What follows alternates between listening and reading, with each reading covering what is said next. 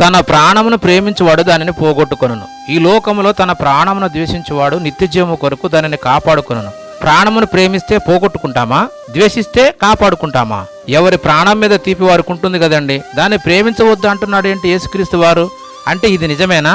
ఇంతకీ ప్రాణం అంటే రక్తం అండి. రక్తం సపరేట్గా ఉంటుందా? లేదు, శరీరంలో ఉంటుంది.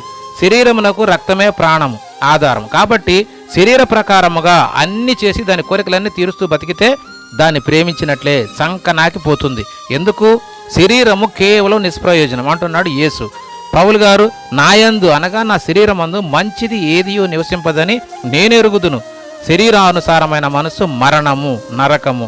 అందుకే క్రీస్తు యేసు వలే, అంటే క్రీస్తు యేసు సంబంధులు శరీరమును దాని ఇచ్చలతోనూ దురాశలతోనూ సిలువ వేసి ఉన్నారు అంటున్నాడు పౌలు గారు. అప్పుడే దాన్ని కాపాడుకుంటాము అంటున్నాడు యేసుక్రీస్తు.